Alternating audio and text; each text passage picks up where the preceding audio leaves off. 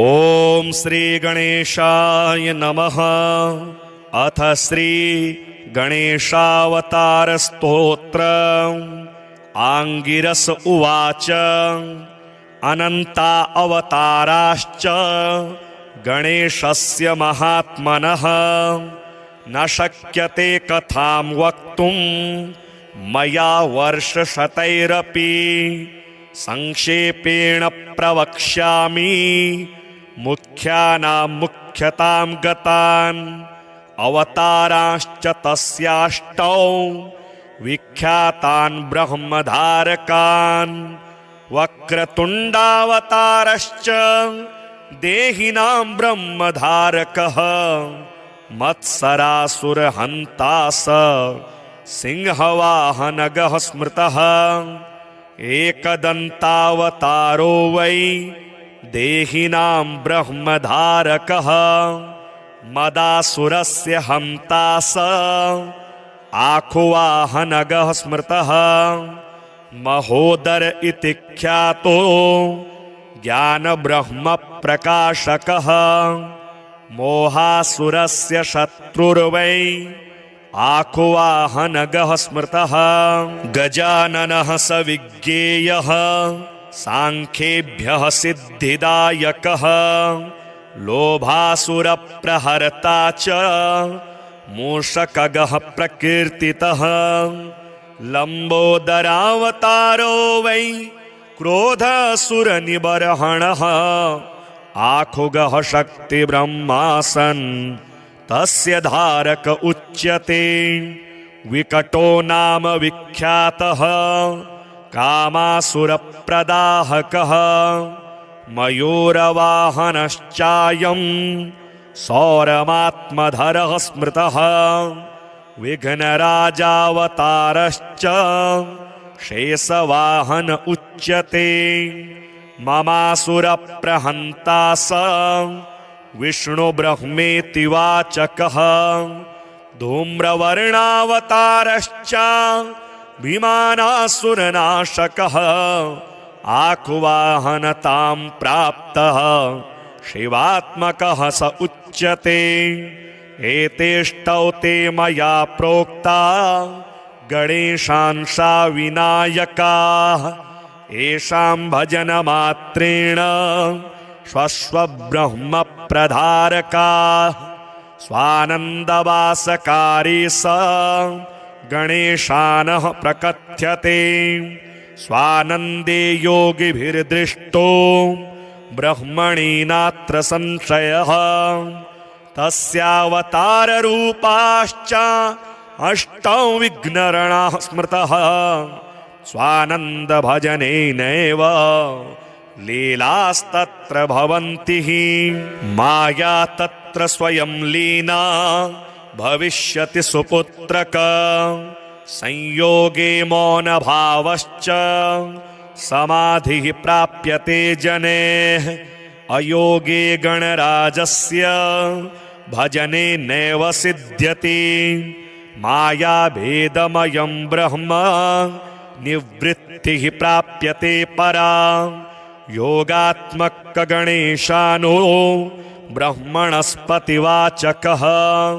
तत्र शान्तिः समाख्याता योगरूपा जनः कृता।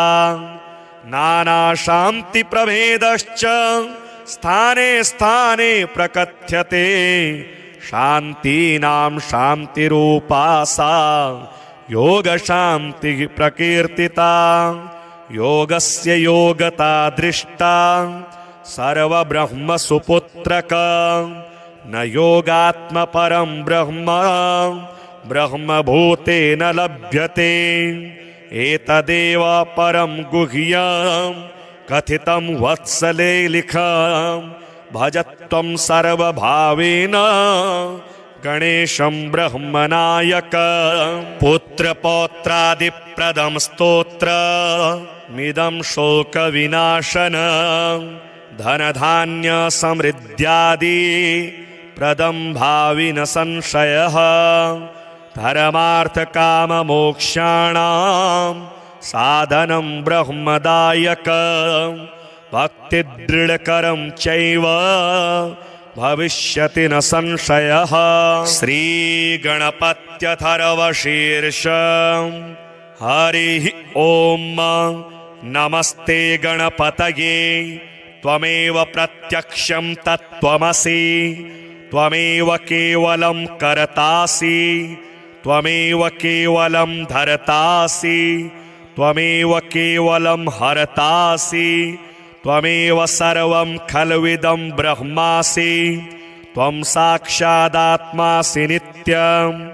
ऋतं वच्मि सत्यं वच्मि, अवत्वं माम् अववक्तारम् अवश्रोतारम् अवदातारम् अवधातारम् अवानोचानमवशिष्यम् अवपश्चात्तात् अवपुरस्तात् अवोत्तरात्तात् अवदक्षिणात्तात् अवचोर्ध्वात्तात् अवाधरात्तात् सर्वतो मां पाहि पाहि समन्तात्। त्वं वाङ्मयस्त्वं चिन्मयः, त्वमानन्दमयस्त्वं ब्रह्ममयः, त्वं सच्चिदानन्दाद्वितीयोऽसि, त्वं प्रत्यक्षं ब्रह्मासि, त्वं ज्ञानमयो विज्ञानमयोऽसि। सर्वं जगदिदं त्वत्तो जायते, सर्वं जगदिदं त्वत्तस्तिष्ठति, सर्वं जगदिदं त्वयि लयमेष्यति, सर्वं जगदिदं त्वयि प्रत्येति। त्वं भूमिरापो नलो नीलो नभः, त्वं चत्वारि वाक्पदानि, त्वं गुणत्रयातीतः, त्वमवस्थात्रयातीतः, त्वं देहत्रयातीतः, त्वं कालत्रयातीतः, त्वं मूलाधारस्थितोऽसि नित्यं, त्वं शक्तित्रयात्मकः, त्वां योगिनो ध्यायन्ति नित्यं। त्वं ब्रह्मा त्वं विष्णुस्त्वं रुद्रस्त्वमिन्द्रस्त्वम् अग्निस्त्वं वायुस्त्वं सूर्यस्त्वं चन्द्रमास्त्वं ब्रह्म भूर्भुवः स्वरोम।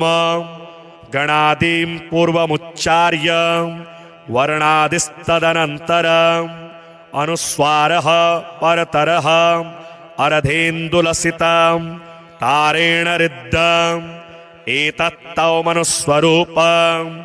गकारः पूर्वरूपम्, अकारो मध्यमरूपम्, अनुस्वारश्चान्त्यरूपम्, बिन्दुरुत्तररूपम्, नादः सन्धानं, संहिता सन्धिः। सैषा गणेशविद्या गणकऋषिः निश्चितगायत्री छन्दः। गणपतिर्देवता ॐ गङ्गणपतये नमः।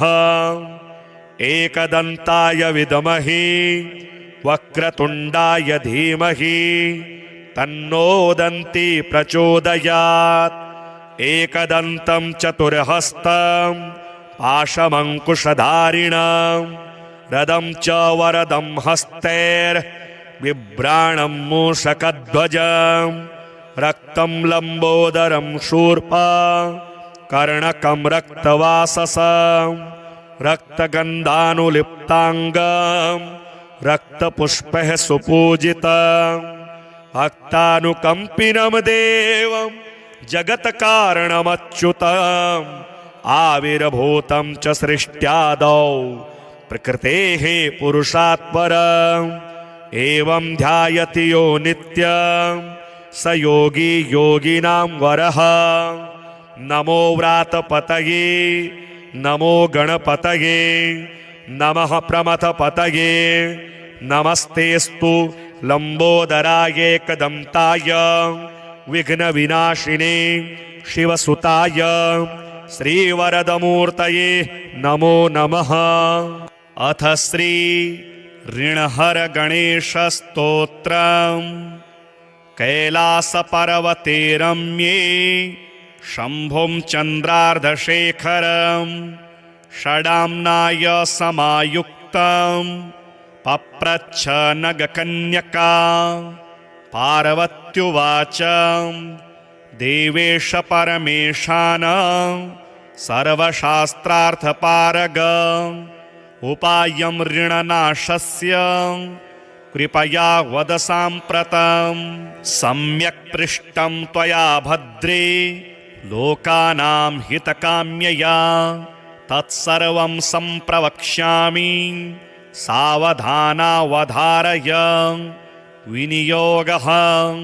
ॐ अस्य श्री ऋणहर महागणपतिस्तोत्रस्य सदाशिवऋषिः अनुष्टुप् छन्दः। श्री ऋणहर महागणपतिर्देवता ग्लौं बीजं गः शक्तिः गों कीलकं मम ऋणनाशने जपे विनियोगः। अथ ध्यानम्। सिन्दूरवर्णं द्विभुजं गणेशं लम्बोदरं पद्मदले निविष्टं ब्रह्मादिदेवैः परिसेव्यमानं सिद्धैर्युतं तं प्रणमामि देवं। सृष्ट्यादौ ब्रह्मणा सम्यक् पूजितः फलसिद्धये सदैव पार्वतीपुत्रः ऋणनाशं करोतु मे। त्रिपुरस्य वधात् पूर्वं शम्भुना सम्यगर्चितः सदैव पार्वतीपुत्रः ऋणनाशं करोतु मे। हिरण्यकशिप्वादीनां वधार्थे विष्णुनार्चितः सदैव पार्वतीपुत्रः ऋणनाशं करोतु मे। महिषस्य वधे देव्यां गणनाथः प्रपूजितः सदैव पार्वतीपुत्रः ऋणनाशं करोतु मे। तारकस्य वधात् पूर्वं कुमारेण प्रपूजितः सदैव पार्वतीपुत्रः ऋणनाशं करोतु मे। भास्करेण गणेशो हि पूजितश्च स्वसिद्धये सदैव पार्वतीपुत्रः ऋणनाशं करोतु मे। शशिना कान्तिवृद्ध्यर्थं पूजितो गणनायकः सदैव पार्वतीपुत्रः ऋणनाशं करोतु मे। पालनाय च तपसां विश्वामित्रेण पूजितः सदैव पार्वतीपुत्रः ऋणनाशं करोतु मे।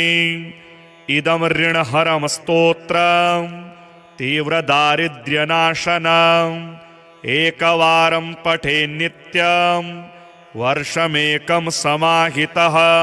दारिद्र्यं दारुणं त्यक्त्वा कुबेरसमतां व्रजेत्। फडन्तोऽयं महामन्त्रः सार्धपञ्चदशाक्षरः। ॐ गणेश ऋणं छिन्धि वरेण्यं हुं नमः फट्। इमं मन्त्रं पठेदन्ते ततश्च शुचिभावनः। 21 पुरश्चरणमीरितं सहस्रावर्तनात् सम्यक् षण्मासं प्रियतां व्रजेत्। बृहस्पतिसमो ज्ञाने धने धनपतिर्भवेत्। अस्यैवायुतसङ्ख्याभिः पुरश्चरणमीरितं लक्ष्यमावर्तनात् सम्यक् वाञ्छितं फलमाप्नुयात्। भूतप्रेतपिशाचानां नाशनं स्मृतिमात्रतः। अनन्ता अवताराश्च गणेशस्य महात्मनः न शक्यते कथां वक्तुं मया वर्षशतैरपि। संक्षेपेण प्रवक्ष्यामि मुख्यानां मुख्यतां गतान्। अवताराश्च तस्याष्टौ विख्यातान् ब्रह्मधारकान्। वक्रतुण्डावतारश्च देहिनां ब्रह्मधारकः। मत्सरासुरहन्ता स सिंहवाहनगः स्मृतः। एकदन्तावतारो वै देहिनां ब्रह्मधारकः। मदासुरस्य हन्ता स आखुवाहनगः स्मृतः महोदर इति ख्यातो ज्ञानब्रह्मप्रकाशकः मोहासुरस्य शत्रुर्वै आखुवाहनगः स्मृतः गजाननः स विज्ञेयः सांख्येभ्यः सिद्धिदायकः लोभासुरप्रहर्ता च मूषकगः प्रकीर्तितः लम्बोदरावतारो वै क्रोधासुरनिबर्हणः आखुगः शक्तिब्रह्मासन् तस्य धारक उच्यते विकटो नाम विख्यातः कामासुरप्रदाहकः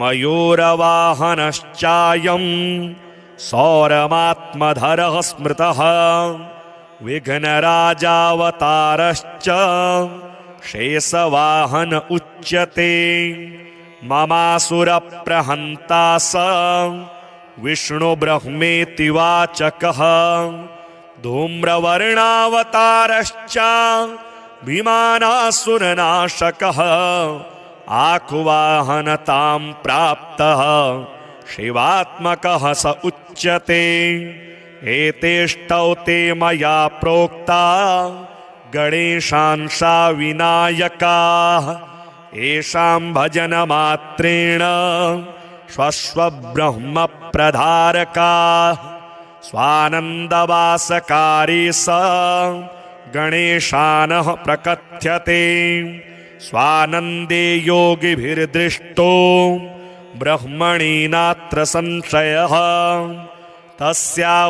तस्यावताररूपाश्च अष्टौ विघ्नरणाः स्मृतः स्वानन्दभजनेनैव लीलास्तत्र भवन्ति माया तत्र स्वयं लीना भविष्यति सुपुत्रक संयोगे मौनभावश्च समाधिः प्राप्यते जनेः अयोगे गणराजस्य भजने नैव सिद्ध्यति मायाभेदमयं ब्रह्म निवृत्तिः प्राप्यते परा योगात्मकगणेशानो ब्रह्मणस्पतिवाचकः तत्र शान्तिः समाख्याता योगरूपा जनः कृता नानाशान्तिप्रभेदश्च स्थाने स्थाने प्रकथ्यते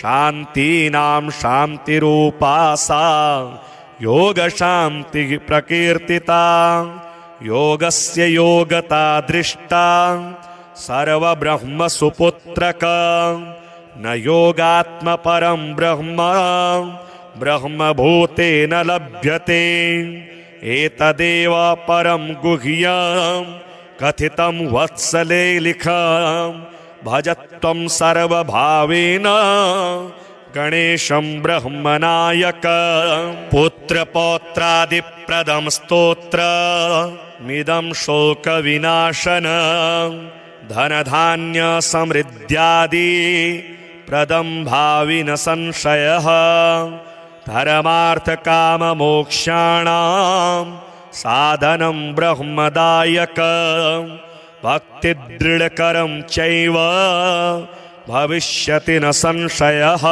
श्रीगणपत्यथर्वशीर्षं हरिः ॐ नमस्ते गणपतये त्वमेव प्रत्यक्षं तत्त्वमसि त्वमेव केवलं कर्तासि त्वमेव केवलं धर्तासि त्वमेव केवलं हर्तासि त्वमेव सर्वं खल्विदं ब्रह्मासि त्वं साक्षादात्मासि नित्यं ऋतं वच्मि सत्यं वच्मि अव त्वं माम् अववक्तारम् अवश्रोतारम् अवदातारम् अवधातारम् अवानोचानमवशिष्यम् अवपश्चात्तात् अवपुरस्तात् अवोत्तरात्तात् अवदक्षिणात्तात् अवचोर्ध्वात्तात्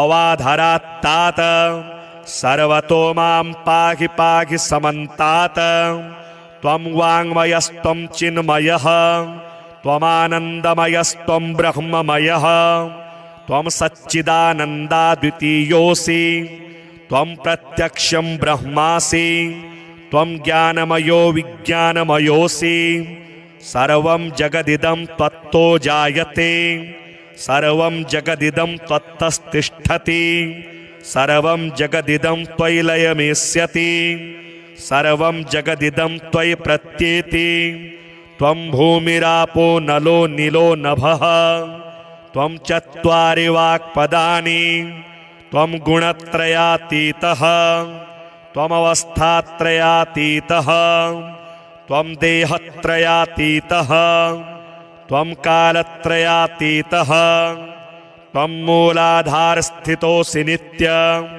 त्वं शक्तित्रयात्मकः त्वां योगिनो ध्यायन्ति नित्यं त्वं ब्रह्मा त्वं विष्णुस्त्वं रुद्रस्त्वमिन्द्रस्त्वम् अग्निस्त्वं वायुस्त्वं सूर्यस्त्वं चन्द्रमास्त्वं ब्रह्म भूर्भुवः स्वरोम गणादीं पूर्वमुच्चार्य वर्णादिस्तदनन्तरम् अनुस्वारः परतरः अर्धेन्दुलसितं तारेण रिद्धम् एतत्तवमनुस्वरूपं गकारः पूर्वरूपम् अकारो मध्यमरूपम् अनुस्वारश्चान्त्यरूपम् बिन्दुरुत्तररूपम् नादः सन्धानं संहिता सन्धिः सैषा गणेशविद्या गणकऋषिः निश्चितगायत्री छन्दः गणपतिर्देवता ॐ गङ्गणपतये नमः एकदन्ताय विद्महे वक्रतुण्डाय धीमहि तन्नो दन्ती प्रचोदयात् एकदन्तं चतुर्हस्तं पाशमङ्कुशधारिणं रदं च वरदं हस्तैर्बिभ्राणं मूषकध्वजं रक्तं लम्बोदरं शूर्पा कर्णकं रक्तवाससं रक्तगन्धानुलिप्ताङ्गं रक्तपुष्पैः सुपूजितं भक्तानुकम्पिनं देवं जगत्कारणमच्युतम् आविर्भूतं च सृष्ट्यादौ प्रकृतेः पुरुषात् परम् एवं ध्यायति यो नित्यं स योगी योगिनां वरः नमो व्रातपतये नमो गणपतये नमः प्रमथपतये नमस्तेस्तु लम्बोदराय एकदन्ताय विघ्नविनाशिने शिवसुताय श्रीवरदमूर्तये नमो नमः। अथ श्री ऋणहर गणेशस्तोत्रम्। कैलासपर्वते रम्ये शम्भुं चन्द्रार्धशेखरं षडाम्नाय समायुक्तं पप्रच्छ नगकन्यका पार्वत्युवाच देवेश परमेशान सर्वशास्त्रार्थपारग उपायं ऋणनाशस्य कृपया वद साम्प्रतं सम्यक् पृष्टं त्वया भद्रे लोकानां हितकाम्यया तत्सर्वं सम्प्रवक्ष्यामि सावधानावधारय विनियोगः। ॐ अस्य श्री ऋणहर महागणपतिस्तोत्रस्य सदाशिवऋषिः अनुष्टुप् छन्दः। श्री ऋणहर महागणपतिर्देवता ग्लौं बीजं गः शक्तिः गों कीलकं मम ऋणनाशने जपे विनियोगः। अथ ध्यानम् सिन्दूरवर्णं द्विभुजं गणेशं लम्बोदरं पद्मदले निविष्टं ब्रह्मादिदेवैः परिसेव्यमानं सिद्धैर्युतं तं प्रणमामि देवं सृष्ट्यादौ ब्रह्मणा सम्यक् पूजितः फलसिद्धये सदैव पार्वतीपुत्रः ऋणनाशं करोतु मे त्रिपुरस्य वधात् पूर्वं शम्भुना सम्यगर्चितः सदैव पार्वतीपुत्रः ऋणनाशं करोतु मे हिरण्यकशिप्वादीनां वधार्थे विष्णुनार्चितः सदैव पार्वतीपुत्रः ऋणनाशं करोतु मे महिषस्य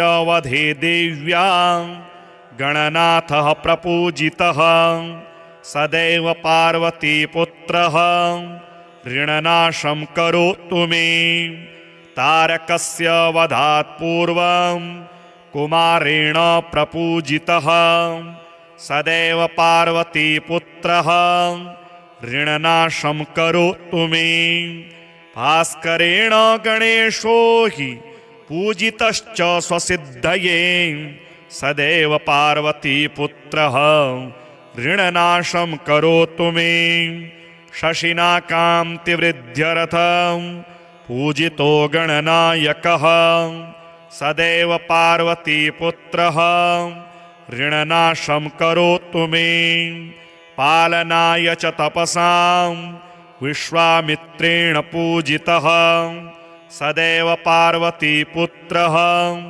ऋणनाशं करोतु मे इदं ऋणहरं स्तोत्रं तीव्रदारिद्र्यनाशनम् एकवारं पठे नित्यं वर्षमेकं समाहितः दारिद्र्यं दारुणं त्यक्त्वा कुबेरसमतां व्रजेत् फडन्तोऽयं महामन्त्रः सार्धपञ्चदशाक्षरः ॐ गणेश ऋणं छिन्धि वरेण्यं हुं नमः फट् इमं मन्त्रं पठेदन्ते ततश्च शुचिभावनः 21 पुरश्चरणमीरितं सहस्रावर्तनात् सम्यक् क्षणमासं प्रियतां व्रजेत् बृहस्पतिसमो ज्ञाने धने धनपतिर्भवेत् अस्यैवायुतसंख्याभिः पुरश्चरणमीरितं लक्ष्यमावर्तनात् सम्यक् वाञ्छितं फलमाप्नुयात् भूतप्रेतपिशाचानां नाशनं स्मृतिमात्रतः अनन्ता अवताराश्च गणेशस्य महात्मनः न शक्यते कथां वक्तुं मया वर्षशतैरपि संक्षेपेण प्रवक्ष्यामि मुख्यानां मुख्यतां गतान् अवताराश्च तस्याष्टौ विख्यातान् ब्रह्मधारकान् वक्रतुण्डावतारश्च देहिनां ब्रह्मधारकः मत्सरासुरहन्ता स सिंहवाहनगः स्मृतः एकदन्तावतारो वै देहिनां ब्रह्मधारकः मदासुरस्य हन्ता स आखुवाहनगः स्मृतः महोदर इति ख्यातो ज्ञानब्रह्मप्रकाशकः मोहासुरस्य शत्रुर्वै आखुवाहनगः स्मृतः गजाननः स विज्ञेयः सांख्येभ्यः सिद्धिदायकः लोभासुरप्रहर्ता च मूषकगः प्रकीर्तितः लम्बोदरावतारो वै क्रोधासुरनिबर्हणः आखुगः शक्तिब्रह्मासन् तस्य धारक उच्यते विकटो नाम विख्यातः कामासुरप्रदाहकः मयूरवाहनश्चायं सौरमात्मधरः स्मृतः विघ्नराजावतारश्च शेषवाहन उच्यते ममासुरप्रहन्ता स विष्णुब्रह्मेति वाचकः धूम्रवर्णावतारश्च विमानासुरनाशकः आकुवाहनतां प्राप्तः शिवात्मकः स उच्यते। एतेष्टौ ते मया प्रोक्ता गणेशांसा विनायकाः येषां भजनमात्रेण स्वस्वब्रह्मप्रधारकाः स्वानन्दवासकारी स गणेशानः प्रकथ्यते। स्वानन्दे योगिभिर्दृष्टो ब्रह्मणि नात्र संशयः तस्यावताररूपाश्च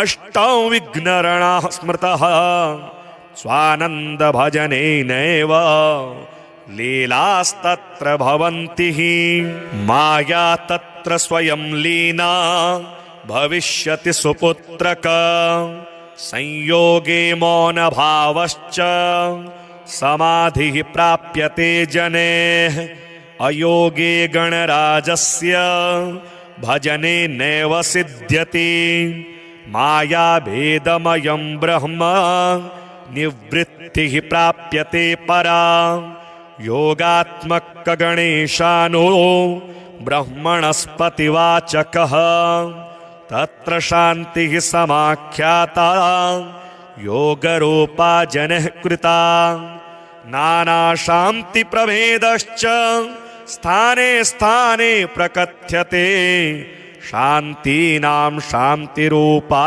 सा योगशान्तिः प्रकीर्तिता योगस्य योगता दृष्टा सर्वब्रह्मसुपुत्रक न योगात्मपरं ब्रह्म ब्रह्मभूतेन लभ्यते एतदेव परं गुह्यं कथितं वत्सलेलिखं भजत्वं सर्वभावेन गणेशं ब्रह्मनायक पुत्रपौत्रादिप्रदं स्तोत्रमिदं शोकविनाशनं धनधान्यसमृद्ध्यादि प्रदं भावि न संशयः धर्मार्थकाममोक्षाणां साधनं ब्रह्मदायक भक्तिदृढकरं चैव भविष्यति न संशयः। श्रीगणपत्यथर्वशीर्षं हरिः ॐ नमस्ते गणपतये त्वमेव प्रत्यक्षं तत्त्वमसि त्वमेव केवलं कर्तासि त्वमेव केवलं धर्तासि त्वमेव केवलं हर्तासि त्वमेव सर्वं खल्विदं ब्रह्मासि त्वं साक्षादात्मासि नित्यं ऋतं वच्मि सत्यं वच्मि अवत्वं माम् अववक्तारम् अवश्रोतारम् अवदातारम् अवधातारम् अवानोचानमवशिष्यम् अवपश्चात्तात अवपुरस्तात अवोत्तरात्तात अवदक्षिणात्तात अवचोर्ध्वात्तात अवाधरात्तात सर्वतो मां पाहि पाहि समन्तात त्वं वाङ्मयस्त्वं चिन्मयः त्वमानन्दमयस्त्वं ब्रह्ममयः त्वं सच्चिदानन्दाद्वितीयोऽसि त्वं प्रत्यक्षं ब्रह्मासि त्वं ज्ञानमयो विज्ञानमयोऽसि सर्वं जगदिदं त्वत्तो जायते सर्वं जगदिदं त्वत्तस्तिष्ठति सर्वं जगदिदं त्वयि लयमेष्यति सर्वं जगदिदं त्वयि प्रत्येति त्वं भूमिरापो नलो नीलो नभः त्वं चत्वारि वाक्पदानि त्वं गुणत्रयातीतः त्वमवस्थात्रयातीतः त्वं देहत्रयातीतः त्वं कालत्रयातीतः त्वं मूलाधारस्थितोऽसि नित्यं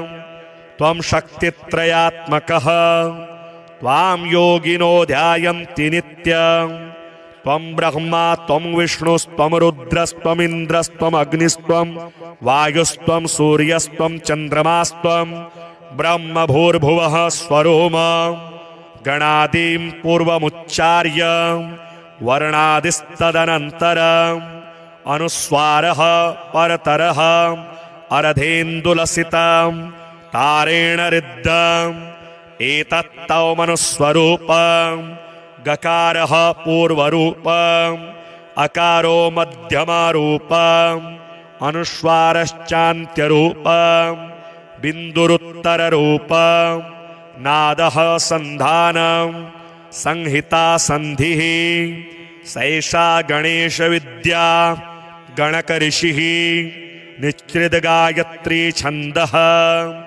गणपतिर्देवता ॐ गङ्गणपतये नमः एकदन्ताय विद्महे वक्रतुण्डाय धीमहि तन्नो दन्ती प्रचोदयात् एकदन्तं चतुर्हस्तं पाशमङ्कुशधारिणं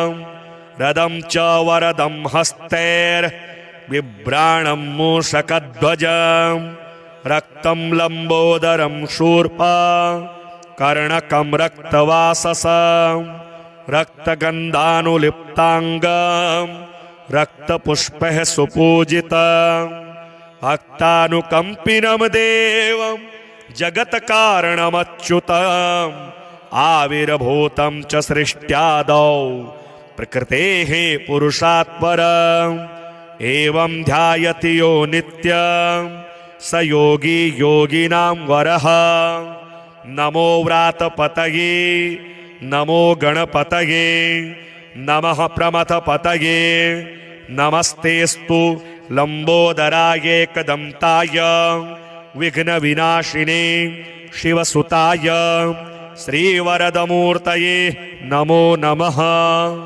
अथ श्री ऋणहर गणेशस्तोत्रम् कैलासपर्वते रम्ये शम्भुं चन्द्रार्धशेखरं षडाम्नाय समायुक्तं पप्रच्छ नगकन्यका पार्वत्युवाच देवेश परमेशानं सर्वशास्त्रार्थपारग उपायं ऋणनाशस्य कृपया वद साम्प्रतं सम्यक् पृष्टं त्वया भद्रे लोकानां हितकाम्यया तत्सर्वं सम्प्रवक्ष्यामि सावधानावधारय विनियोगः ॐ अस्य श्री ऋणहर महागणपतिस्तोत्रस्य सदाशिवऋषिः अनुष्टुप् छन्दः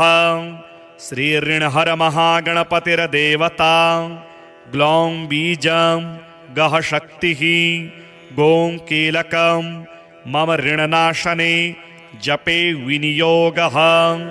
अथ ध्यानम् सिन्दूरवर्णं द्विभुजं गणेशं लम्बोदरं पद्मदले निविष्टं ब्रह्मादिदेवैः परिसेव्यमानं सिद्धैर्युतं तं प्रणमामि देवं सृष्ट्यादौ ब्रह्मणा सम्यक् पूजितः फलसिद्धये सदैव पार्वतीपुत्रः ऋणनाशं करोतु मे त्रिपुरस्य वधात् पूर्वं शम्भुना सम्यगर्चितः सदैव पार्वतीपुत्रः ऋणनाशं करोतु मे हिरण्यकशिप्वादीनां वधार्थे विष्णुनार्चितः सदैव पार्वतीपुत्रः ऋणनाशं करोतु मे महिषस्य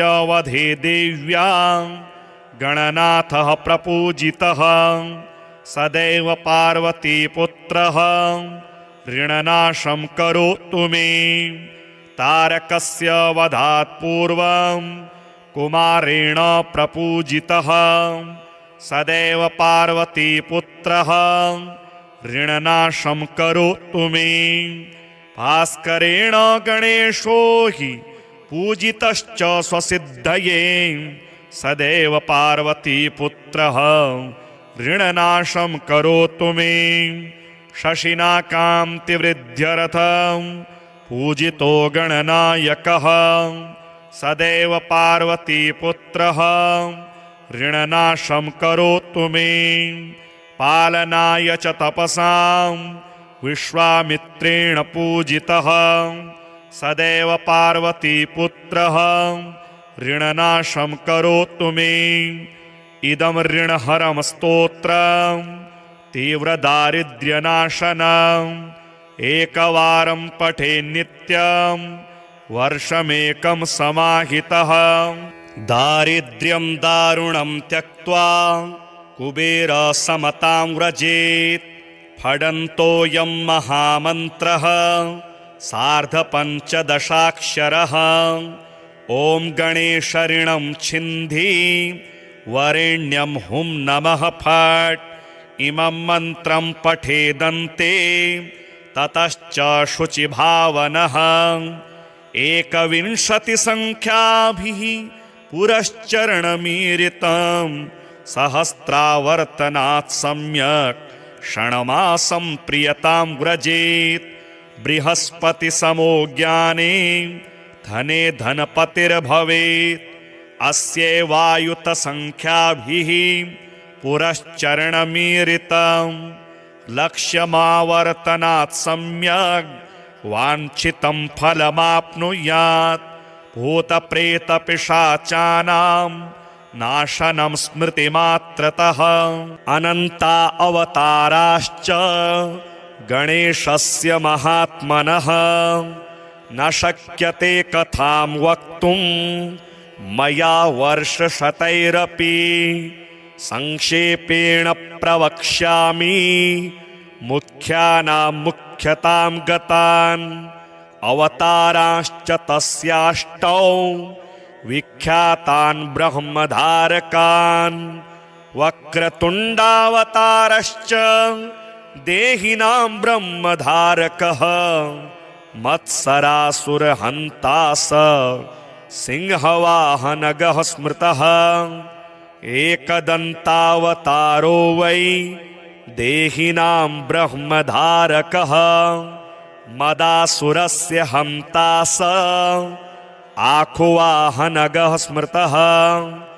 महोदर इति ख्यातो ज्ञानब्रह्मप्रकाशकः मोहासुरस्य शत्रुर्वै आखुवाहनगः स्मृतः गजाननः स विज्ञेयः सांख्येभ्यः सिद्धिदायकः लोभासुरप्रहर्ता च मूषकगः प्रकीर्तितः लम्बोदरावतारो वै क्रोधासुरनिबर्हणः आखुगः शक्तिब्रह्मासन् तस्य धारक उच्यते विकटो नाम विख्यातः कामासुरप्रदाहकः मयूरवाहनश्चायं सौरमात्मधरः स्मृतः विघ्नराजावतारश्च शेषवाहन उच्यते ममासुरप्रहन्ता स विष्णुब्रह्मेति वाचकः धूम्रवर्णावतारश्च विमानासुरनाशकः आखुवाहनतां प्राप्तः शिवात्मकः स उच्यते एतेष्टौ ते मया प्रोक्ता गणेशांसा विनायकाः येषां भजनमात्रेण स्वस्वब्रह्मप्रधारकाः स्वानन्दवासकारी स गणेशानः प्रकथ्यते स्वानन्दे योगिभिर्दृष्टो ब्रह्मणि नात्र संशयः तस्यावताररूपाश्च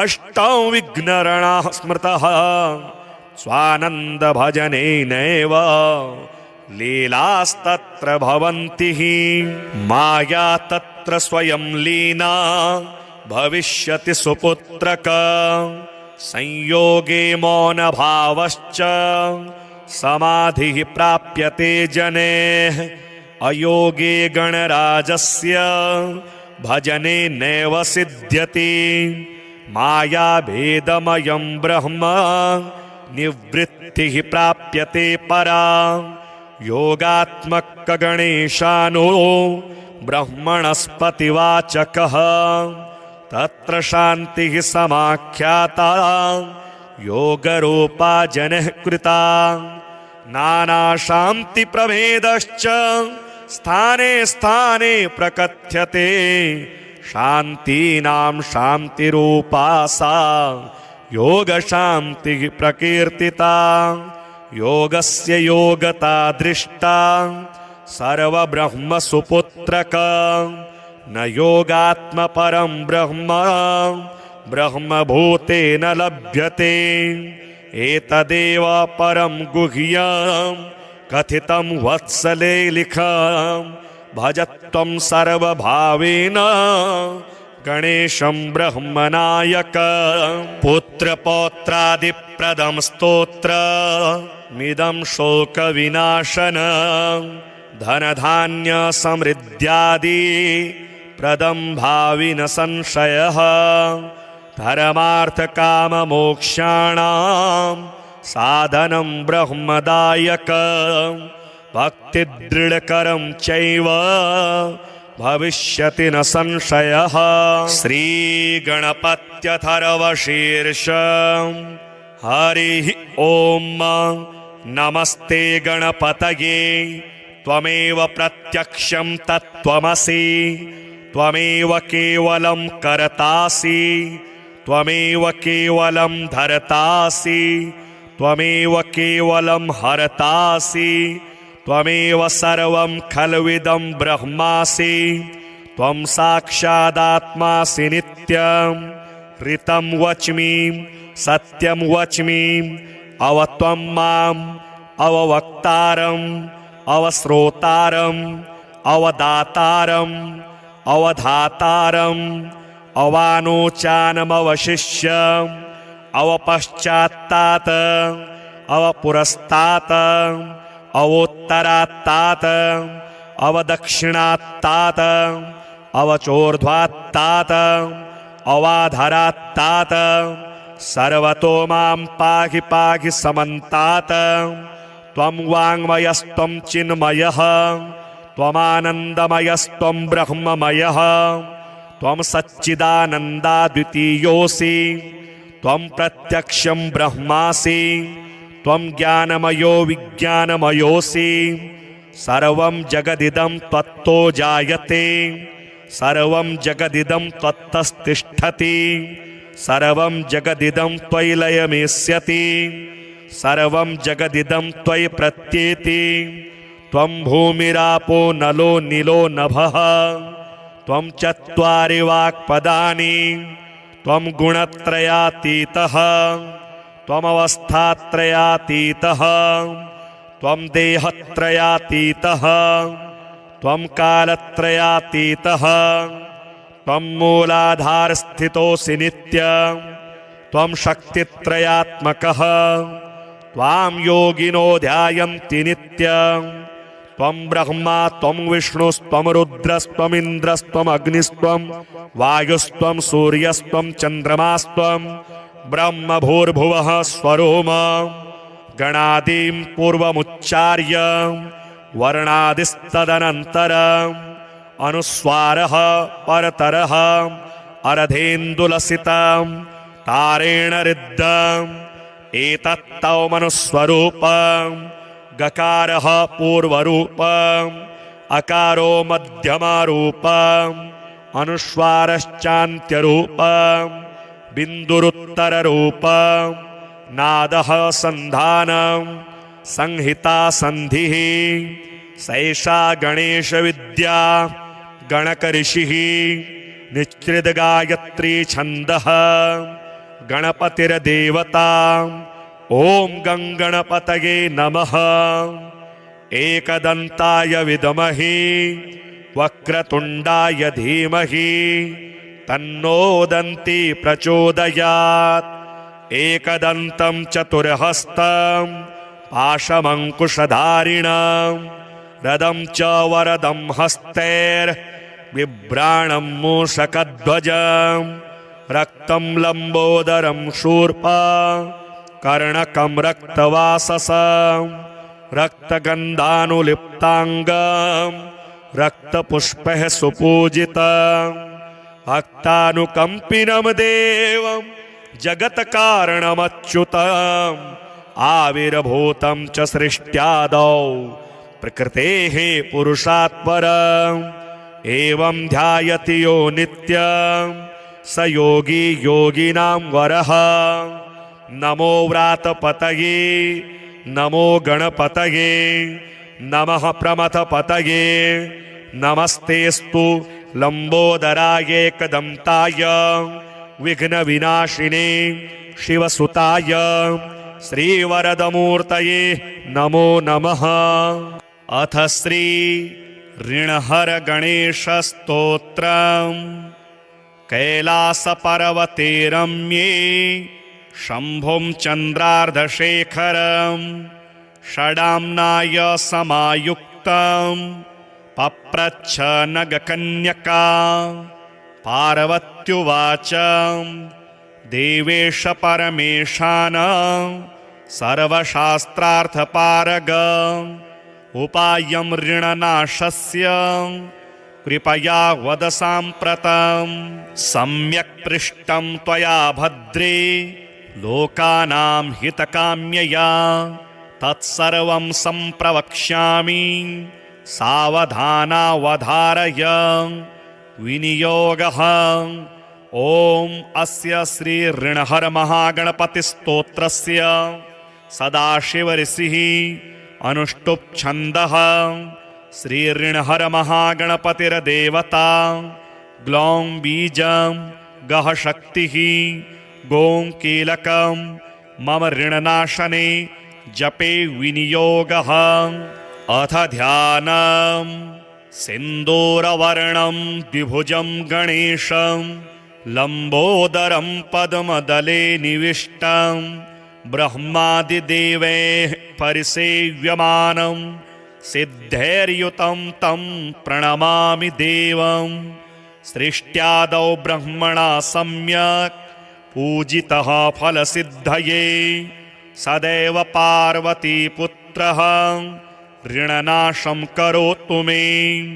त्रिपुरस्य वधात् पूर्वं शम्भुना सम्यगर्चितः सदैव पार्वतीपुत्रः ऋणनाशं करोतु मे। हिरण्यकशिप्वादीनां वधार्थे विष्णुनार्चितः सदैव पार्वतीपुत्रः ऋणनाशं करोतु मे। महिषस्य वधे देव्यां गणनाथः प्रपूजितः सदैव पार्वतीपुत्रः ऋणनाशं करोतु मे। तारकस्य वधात् पूर्वं कुमारेण प्रपूजितः सदैव पार्वतीपुत्रः ऋणनाशं करोतु मे। भास्करेण गणेशो हि पूजितश्च स्वसिद्धये सदैव पार्वतीपुत्रः ऋणनाशं करोतु मे। शशिना कान्तिवृद्ध्यर्थं पूजितो गणनायकः सदैव पार्वतीपुत्रः ऋणनाशं करोतु मे। पालनाय च तपसां विश्वामित्रेण पूजितः सदैव पार्वतीपुत्रः ऋणनाशं करोतु मे।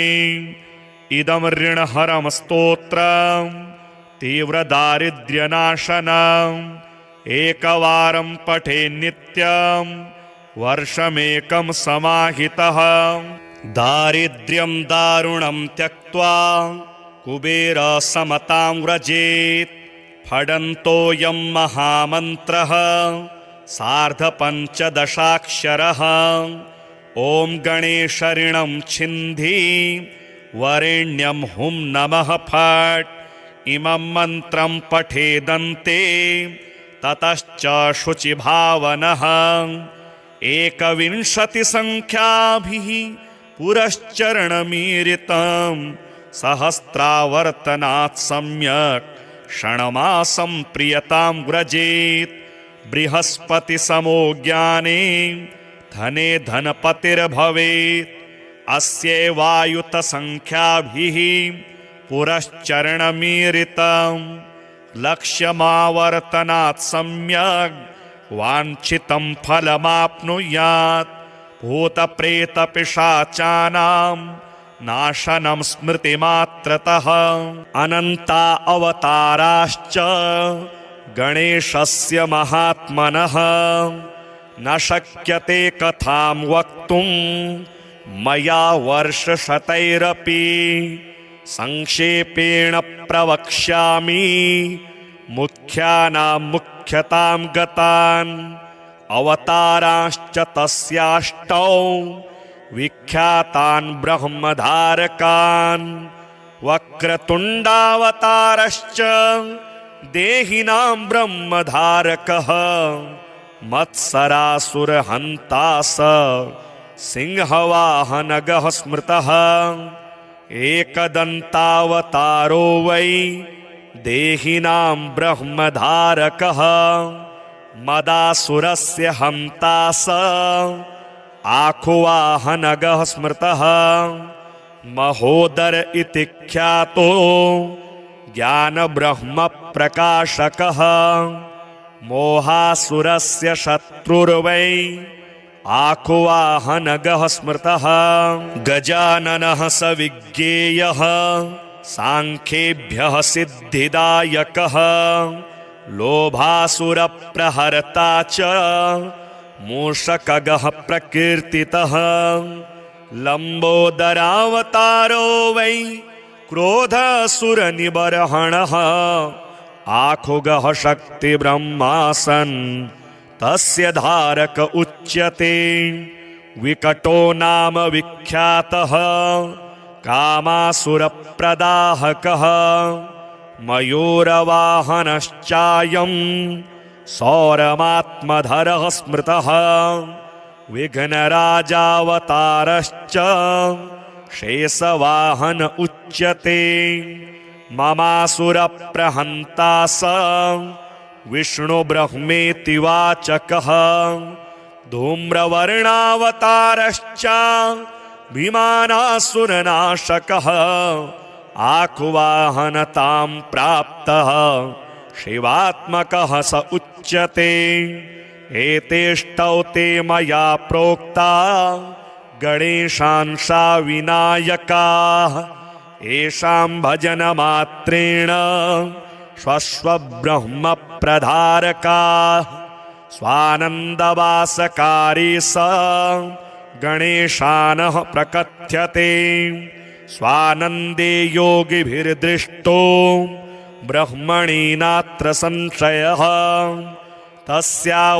तस्यावताररूपाश्च अष्टौ विघ्नरणाः स्मृतः स्वानन्दभजनेनैव लीलास्तत्र भवन्ति माया तत्र स्वयं लीना भविष्यति सुपुत्रक संयोगे मौनभावश्च समाधिः प्राप्यते जनेः अयोगे गणराजस्य भजने नैव सिद्ध्यति मायाभेदमयं ब्रह्म निवृत्तिः प्राप्यते परा योगात्मकगणेशानो ब्रह्मणस्पतिवाचकः तत्र शान्तिः समाख्याता योगरूपा जनः कृता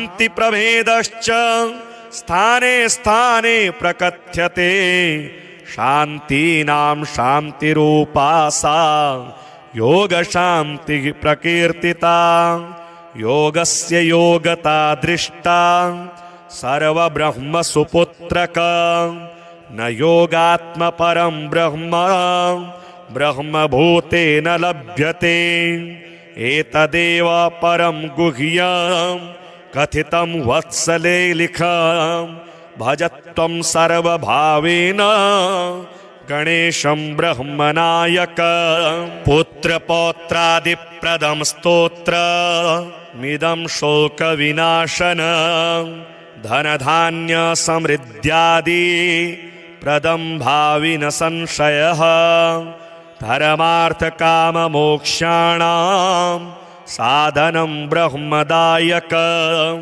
भक्तिदृढकरं चैव भविष्यति न संशयः। श्रीगणपत्यथर्वशीर्षं हरिः ॐ नमस्ते गणपतये त्वमेव प्रत्यक्षं तत्त्वमसि त्वमेव केवलं कर्तासि त्वमेव केवलं धर्तासि त्वमेव केवलं हर्तासि त्वमेव सर्वं खल्विदं ब्रह्मासि त्वं साक्षादात्मासि नित्यं ऋतं वच्मि सत्यं वच्मि अव त्वं माम् अववक्तारम् अवश्रोतारम् अवदातारम् अवधातारम् अवानोचानमवशिष्यम् अवपश्चात्तात् अवपुरस्तात् अवोत्तरात्तात् अवदक्षिणात्तात् अवचोर्ध्वात्तात्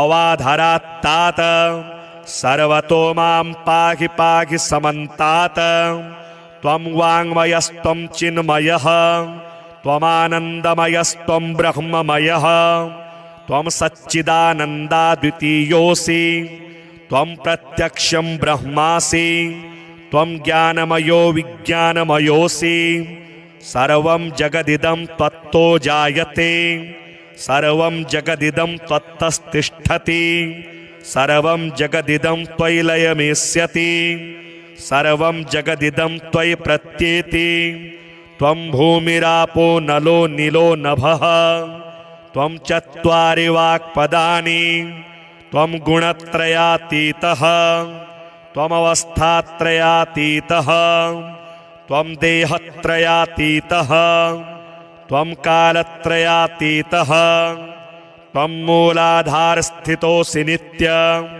त्वं शक्तित्रयात्मकः त्वां योगिनो ध्यायन्ति नित्यं त्वं ब्रह्मा त्वं विष्णुस्त्वं रुद्रस्त्वमिन्द्रस्त्वम् अग्निस्त्वं वायुस्त्वं सूर्यस्त्वं चन्द्रमास्त्वं ब्रह्म भूर्भुवः स्वरोम गणादीं पूर्वमुच्चार्य वर्णादिस्तदनन्तरम् अनुस्वारः परतरः अर्धेन्दुलसितं तारेण ऋद्धम् एतत्तौ मनुस्वरूपं गकारः पूर्वरूपम् अकारो मध्यमरूपम् अनुस्वारश्चान्त्यरूपम् बिन्दुरुत्तररूपम् नादः सन्धानं संहिता सन्धिः सैषा गणेशविद्या गणकऋषिः निश्चितगायत्री छन्दः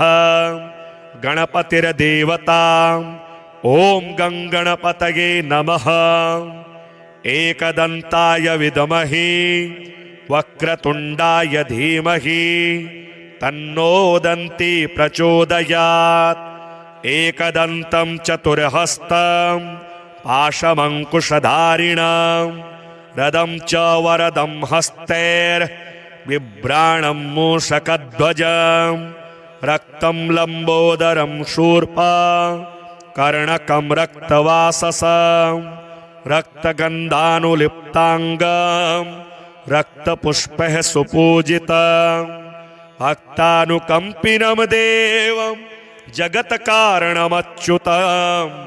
आविर्भूतं च सृष्ट्यादौ प्रकृतेः पुरुषात् परम् एवं ध्यायति यो नित्यं स योगी योगिनां वरः नमो व्रातपतये नमो गणपतये नमः प्रमथपतये नमस्तेस्तु लम्बोदराय एकदन्ताय विघ्नविनाशिने शिवसुताय श्रीवरदमूर्तये नमो नमः।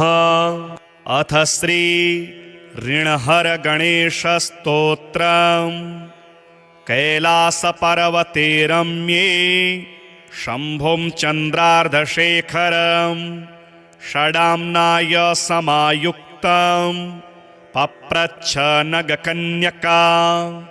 पार्वत्युवाच देवेश परमेशानं सर्वशास्त्रार्थपारग उपायं ऋणनाशस्य कृपया वद साम्प्रतं।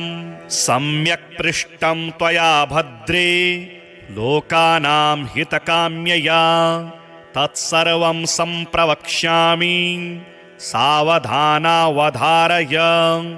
विनियोगः। ॐ अस्य श्री ऋणहर महागणपतिस्तोत्रस्य सदाशिवऋषिः अनुष्टुप् छन्दः। श्री ऋणहर महागणपतिर्देवता ग्लौं बीजं गः शक्तिः गों कीलकं मम ऋणनाशने जपे विनियोगः। अथ ध्यानम्। सिन्दूरवर्णं द्विभुजं गणेशं लम्बोदरं पद्मदले निविष्टं ब्रह्मादिदेवैः परिसेव्यमानं सिद्धैर्युतं तं प्रणमामि देवं। सृष्ट्यादौ ब्रह्मणा सम्यक् पूजितः फलसिद्धये सदैव पार्वतीपुत्रः ऋणनाशं करोतु मे। त्रिपुरस्य वधात् पूर्वं शम्भुना सम्यगर्चितः सदैव पार्वतीपुत्रः ऋणनाशं करोतु मे। हिरण्यकशिप्वादीनां वधार्थे विष्णुनार्चितः सदैव पार्वतीपुत्रः ऋणनाशं करोतु मे। महिषस्य वधे देव्यां गणनाथः प्रपूजितः सदैव पार्वतीपुत्रः ऋणनाशं करोतु मे। तारकस्य वधात् पूर्वं कुमारेण प्रपूजितः सदैव पार्वतीपुत्रः ऋणनाशं करोतु मे। भास्करेण गणेशो हि पूजितश्च स्वसिद्धये सदैव पार्वतीपुत्रः ऋणनाशं करोतु मे। शशिना कान्तिवृद्ध्यर्थं पूजितो गणनायकः सदैव पार्वतीपुत्रः ऋणनाशं करोतु मे। पालनाय च तपसां विश्वामित्रेण पूजितः सदैव पार्वतीपुत्रः ऋणनाशं करोतु मे। इदं ऋणहरं स्तोत्रं तीव्रदारिद्र्यनाशनम् एकवारं पठेन् नित्यं वर्षमेकं समाहितः। दारिद्र्यं दारुणं त्यक्त्वा कुबेरसमतां व्रजेत्। फडन्तोऽयं महामन्त्रः सार्धपञ्चदशाक्षरः। ॐ गणेशऋणं छिन्धि वरेण्यं हुं नमः फट्। इमं मन्त्रं पठेदन्ते ततश्च शुचिभावनः। 21 पुरश्चरणमीरितं सहस्रावर्तनात् सम्यक् षण्मासं प्रियतां व्रजेत्। बृहस्पतिसमो ज्ञाने धने धनपतिर्भवेत्। अस्यैवायुतसङ्ख्याभिः पुरश्चरणमीरितं लक्ष्यमावर्तनात् सम्यक् वाञ्छितं फलमाप्नुयात्। भूतप्रेतपिशाचानां नाशनं स्मृतिमात्रतः।